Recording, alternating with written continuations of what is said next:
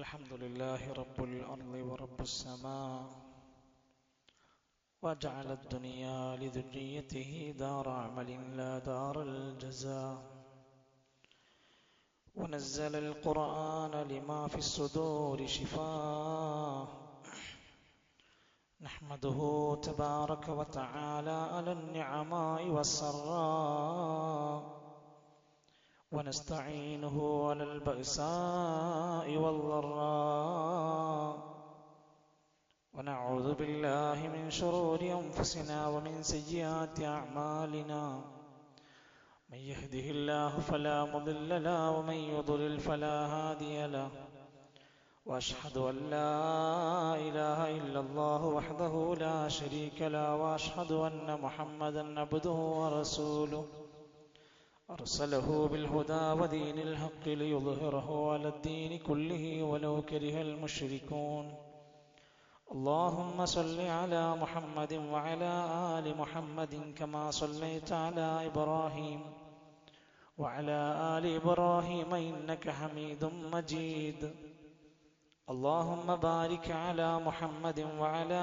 آل محمد كما باركت على إبراهيم وعلى آل إبراهيم إنك حميد مجيد أما بعد فإن خير الكلام كلام الله وخير الهدي هدي محمد صلى الله عليه وسلم وشر الأمور محدثاتها وكل محدثة بدعة وكل بدعة ضلالة أيها الإخوة والأخوات أوصيكم وإياي أولا بتقوى الله يا أيها الذين آمنوا اتقوا الله ولتنظر نفس ما قدمت لغد واتقوا الله إن الله خبير بما تعملون أعوذ بالله من الشيطان الرجيم يا أيها الذين آمنوا لا تقدموا بين يدي الله ورسوله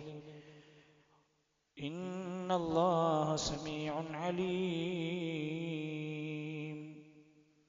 ബഹുമാന്യരായ സഹോദരങ്ങളെ, സത്യവിശ്വാസികളെ, വിശ്വാസിനികളെ, കാരുണ്യവാനായ അല്ലാഹുവിൻ്റെ വിശാലമായ അനുഗ്രഹങ്ങൾക്ക് നന്ദി കാണിച്ചുകൊണ്ട്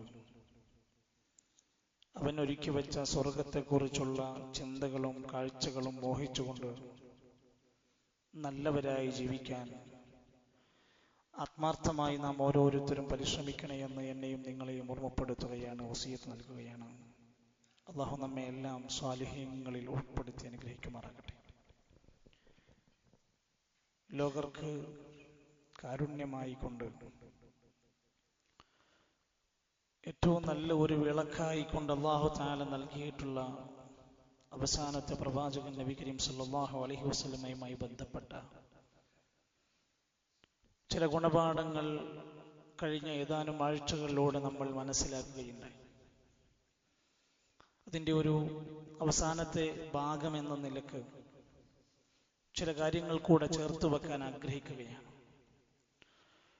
അല്ലാഹുവിൻ്റെ റസൂൽ സല്ലല്ലാഹു അലൈഹി വസല്ലമ നമുക്ക് ലോകർക്ക് മുഴുവൻ നന്മയായി വെളിച്ചവുമായി വന്ന ദൂതരാണ്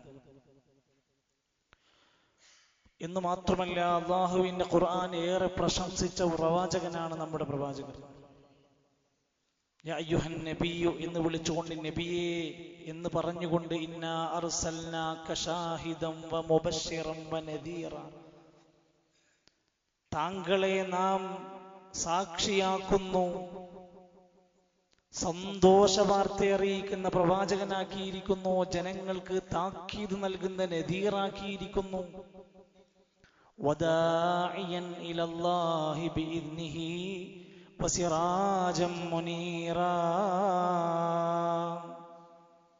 അല്ലാഹുവിലേക്ക് ക്ഷണിക്കുന്ന നല്ല ഒരു ഗുണകാംക്ഷയുള്ള പ്രബോധകനാണ് താങ്കൾ. നല്ല വ്യക്തമായ വെളിച്ചവുമായി കൊണ്ട് അല്ലാഹുവിലേക്ക് അല്ലാഹുവിന്റെ അനുമതി പ്രകാരം ക്ഷണിക്കുന്ന ഒരു മഹാദൗത്യത്തിന്റെ ഉടമയാണ് താങ്കൾ. ഇതെല്ലാം പറഞ്ഞുകൊണ്ട് അല്ലാഹുവിന്റെ ഖുർആനും പ്രവാചകന്റെ ഹദീസുകളും ഒക്കെ നമ്മൾ വായിക്കുമ്പോൾ കാണാൻ സാധിക്കും, നബി സല്ലല്ലാഹു അലൈഹി വസല്ലം അടക്കമുള്ള അമ്പിയാക്കന്മാർക്ക് ലോകത്ത് മരണം വിധിച്ചിട്ടുണ്ട്. ഖുർആനിൽ ആയത്തിറങ്ങി, ഇന്നക മയ്യിതും വ ഇന്നഹും മയ്യിതൂൻ. നബിയെ, നിങ്ങൾ മയ്യിത്താകുന്നതാണ്.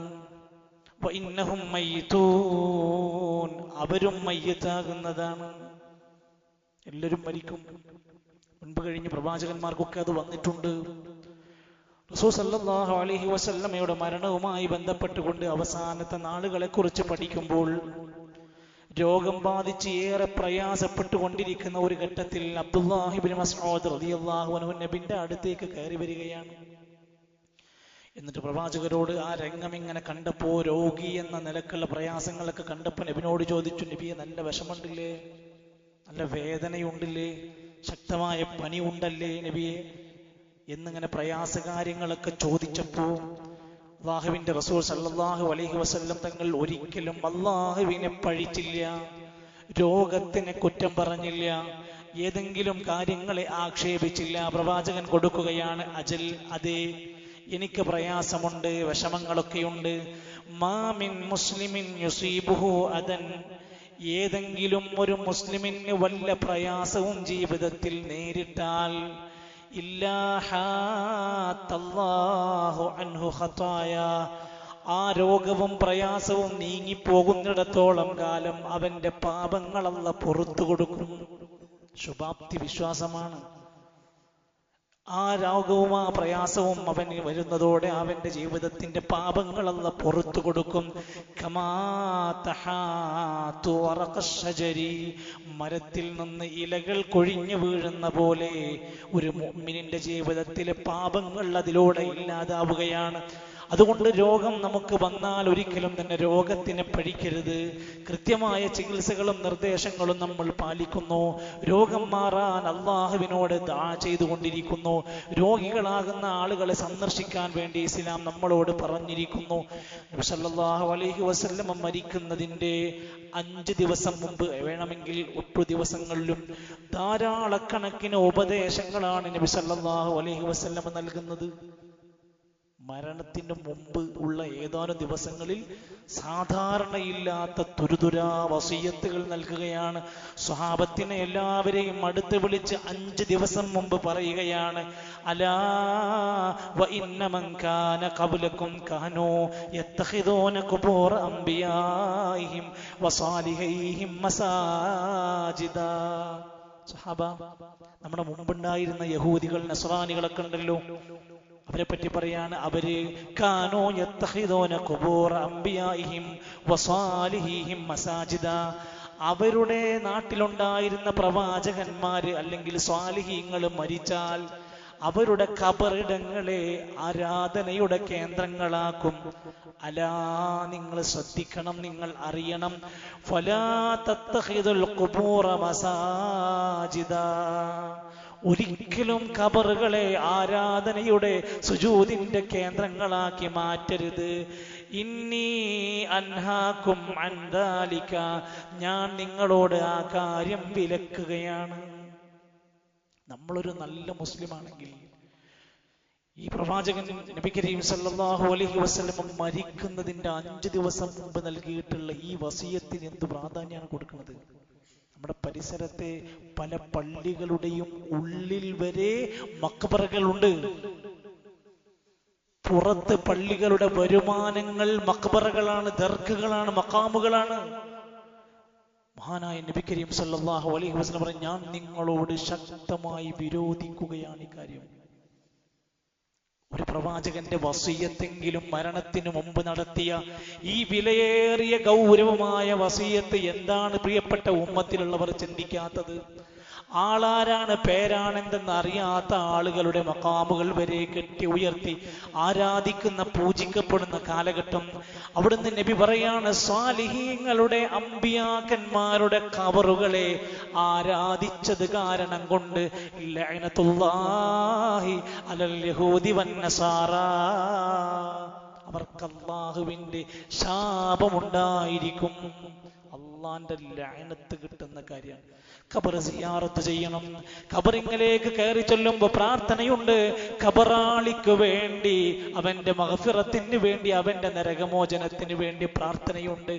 സൂറുൽ ഖുബൂർ, നിങ്ങൾ ഖബർ സന്ദർശിക്കണം. അത് കൃത്യമായി പഠിപ്പിച്ചതാണ്. പക്ഷേ ഖബറാളിയോട് പ്രാർത്ഥനയില്ല, അവിടെ പോയി സുജൂദ് ചെയ്യലില്ല, അവിടെ മറ്റേതെങ്കിലും നിലക്കുള്ള പൂജാകർമ്മങ്ങൾ പഠിപ്പിക്കപ്പെട്ടിട്ടില്ല. അത് സ്വാലിഹിൻ്റെതാണെങ്കിലും നബിയുടേതാണെങ്കിലും. എന്നിട്ട് നബി സല്ലല്ലാഹു അലൈഹി വസല്ലം അല്ലാഹുവിനോട് വിഷമത്തോടെ വേവലാതിപ്പെട്ട് പ്രാർത്ഥിക്കുകയാണ്. അല്ലാഹുമ്മ ലാ തജ്അൽ ഖബ്രി വസനൻ യുഅബദ്.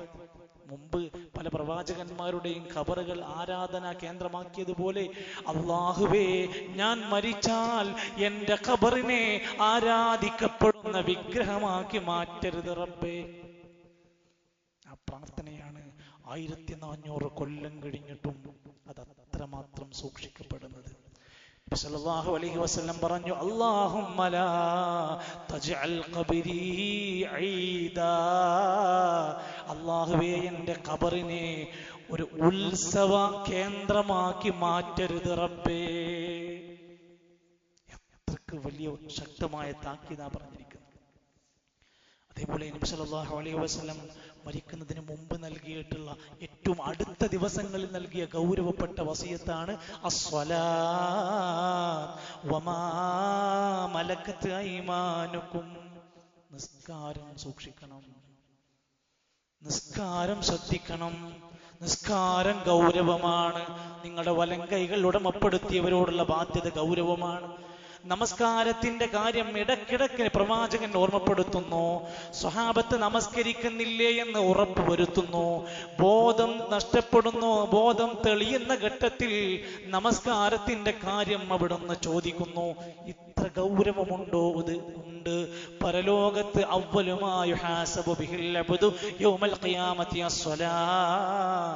ആദ്യമായി പരലോകത്തെ വിചാരണക്ക് വെക്കുന്നത് നിസ്കാരത്തിന്റെ കാര്യമാണ്.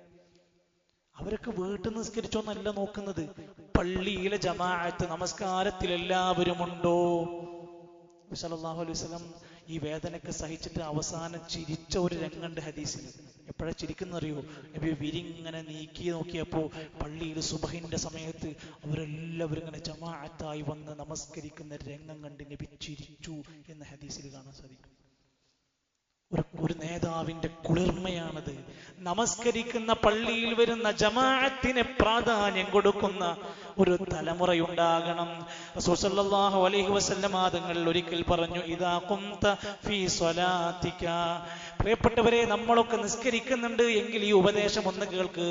ഇദാ ഖുംത ഫീ സ്വലാത്തിക, നീ നമസ്കരിക്കാൻ വേണ്ടി നിന്നാൽ ഫസ്വല്ലി സ്വലാത മുവദ്ദിഇൻ, അവസാനമായി നമസ്കരിക്കുന്നവനെ പോലെ നിസ്കരിക്കണം. നല്ല ഒതുക്കത്തിലും ഖുശൂഇലും ഭക്തിയിലും നീ നിസ്കാരം നിർവഹിക്കണം. ഹുദൈഫ റളിയല്ലാഹു അൻഹു പറയുന്നുണ്ട്, അവ്വലു മാ തഫ്ഖിദൂന മിൻ ദീനികും വൽ ഖുശൂ. നിങ്ങളുടെ ദീനിൽ നിന്ന് ഏറ്റവും ആദ്യം നഷ്ടപ്പെടുന്നത് ഖുശൂ ആയിരിക്കും. ഒരു ഭക്തി ഉണ്ടാവില്ല. ഖുർആൻ ഓതും, ഒരു ഭക്തി ഉണ്ടാവില്ല. നിസ്കരിക്കും, ഈമാൻ ഉണ്ടാവില്ല, ഖുശൂ ഉണ്ടാവില്ല. നോമ്പൊക്കെ നോൽക്കും, അതങ്ങനെ ചടങ്ങിനങ്ങനെ കഴിഞ്ഞു പോകും. നിങ്ങളിൽ നിന്ന് ആദ്യമായി നഷ്ടപ്പെടുന്നത് ഖുശൂ ആയിരിക്കും. വആഖിറു മാ തഖദിഫൂന മിൻ ദീനികും അസ്സലാ.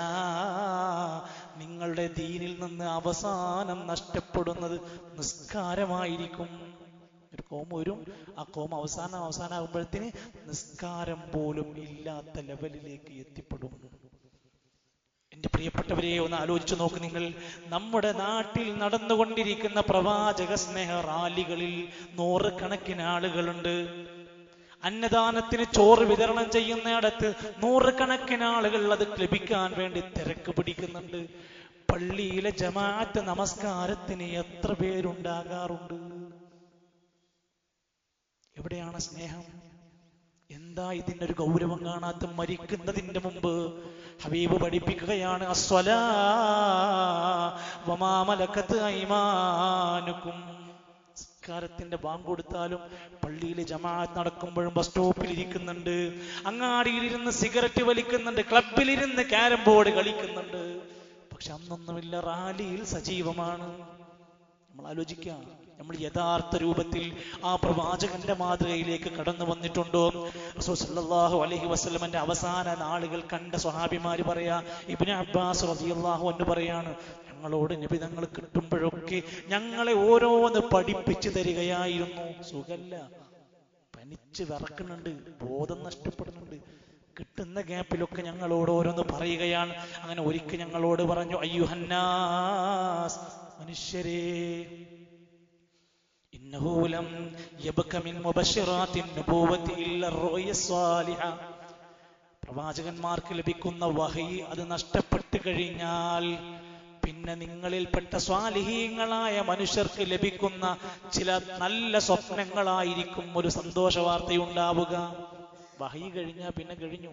പിന്നെ ചില സ്വാലിഹീങ്ങളായ മനുഷ്യന്മാർക്ക് ചില നല്ല സ്വപ്നങ്ങളിലൂടെ ചില വിവരങ്ങൾ ലഭിക്കും.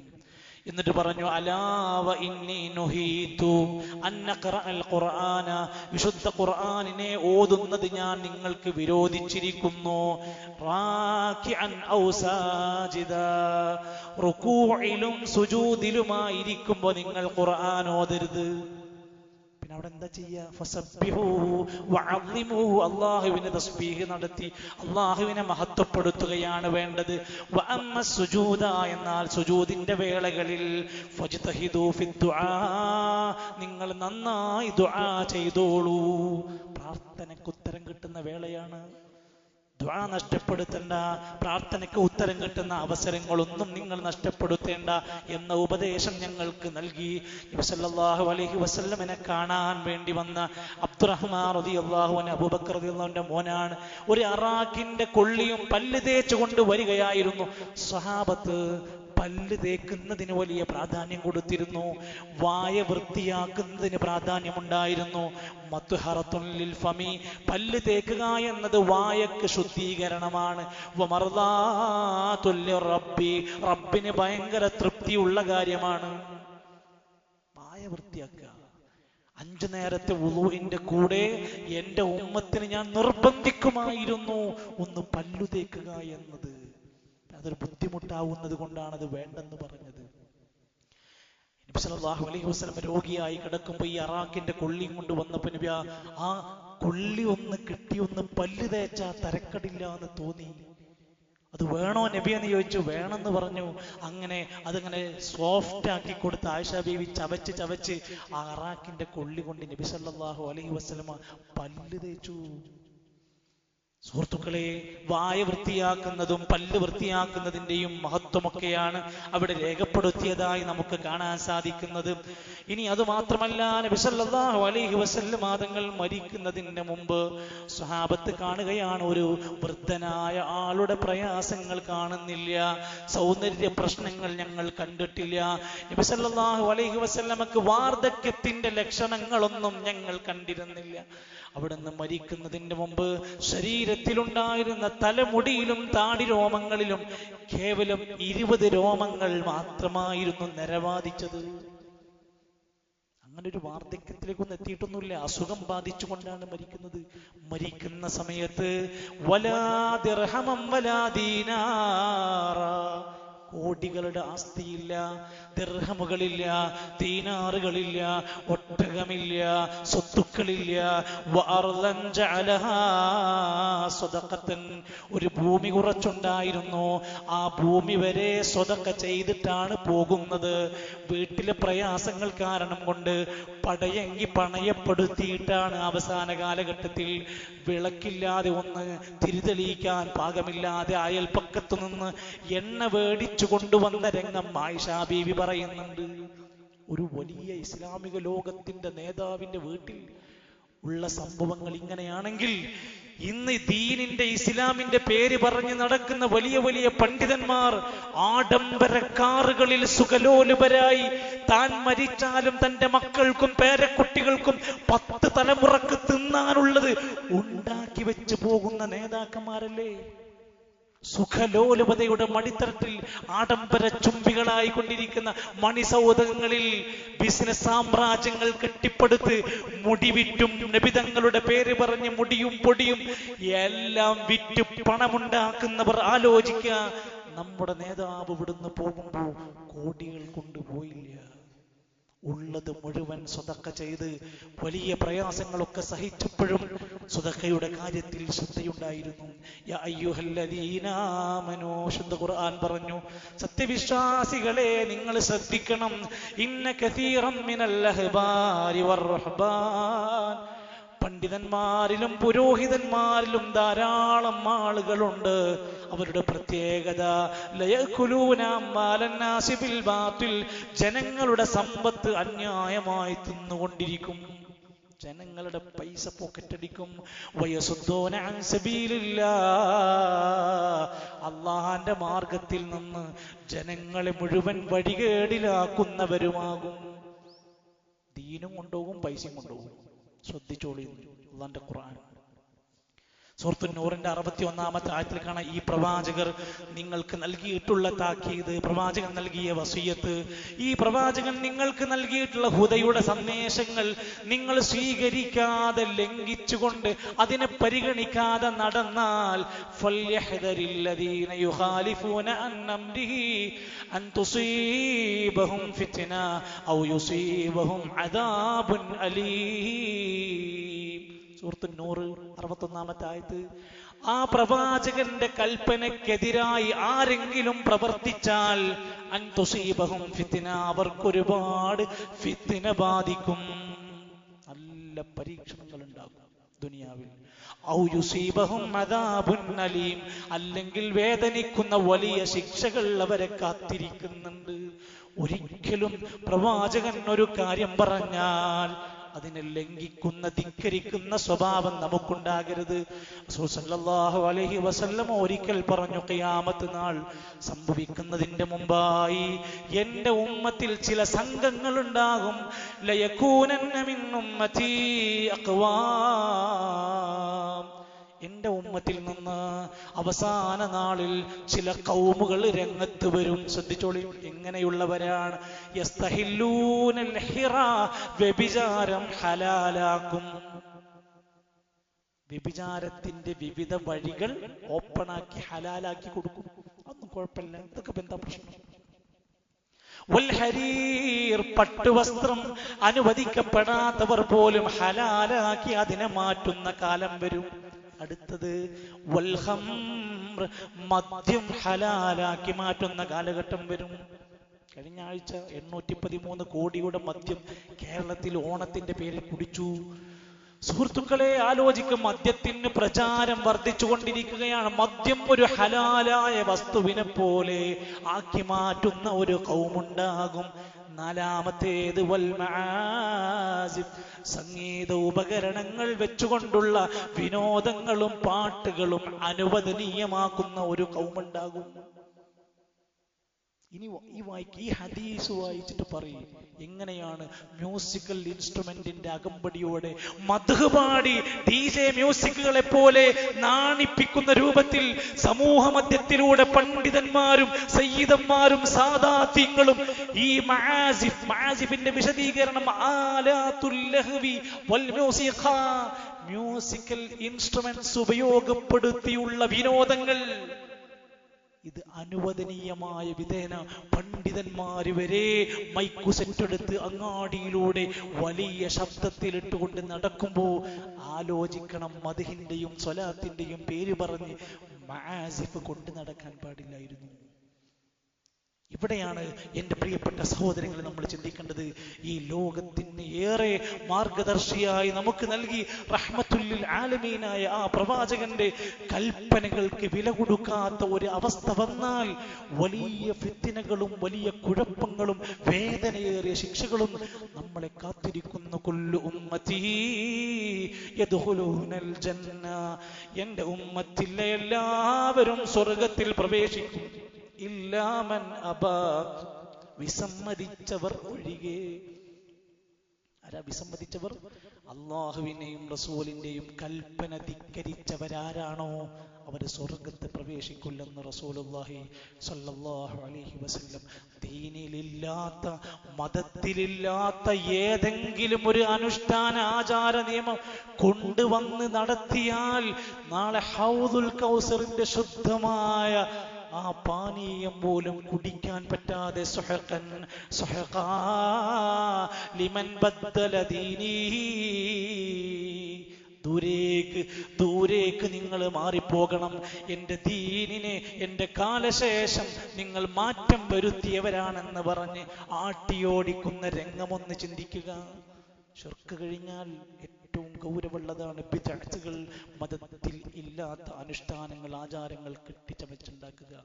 അതുകൊണ്ട് നമ്മുടെ ഈമാനിനെ പരിശോധിക്കുക, നമ്മുടെ സ്വഭാവങ്ങളെ പരിശോധിക്കുക, നമ്മുടെ നിലപാടുകളെ പരിശോധിക്കുക. നമ്മുടെ നേതാവ് നമ്മളെ ഏൽപ്പിച്ച് പഠിപ്പിച്ചു തന്ന ആ അനന്തിര സ്വത്താകുന്ന ഇൽമ് സ്വീകരിക്കുന്ന, അനുസരിക്കുന്ന, പിൻപറ്റുന്നവരാണോ? അതല്ല, അതൊന്നും മാനിക്കാതെ ദേഹേച്ഛകൾക്ക് അടിമപ്പെട്ടവരാണോ എന്ന് സ്വയം വിലയിരുത്താൻ ഈ സമയം ഉപയോഗപ്പെടുത്തുക. അല്ലാഹു സുബ്ഹാനഹു വ തആല ഈമാനോടുകൂടെ ജീവിച്ച് നല്ല രൂപത്തിൽ ജീവിതത്തെ ക്രമീകരിച്ച് മുസ്ലിമായി കൊണ്ട് മരിക്കാനുള്ള തൗഫീഖ് നമുക്ക് പ്രദാനം ചെയ്യുമാറാകട്ടെ.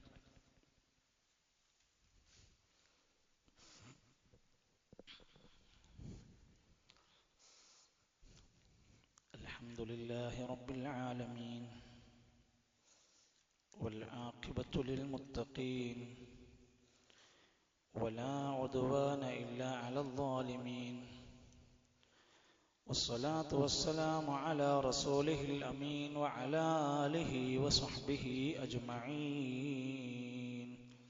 أيها الإخوة والأخوات، أوصيكم وإياي ثانيا بتقوى الله.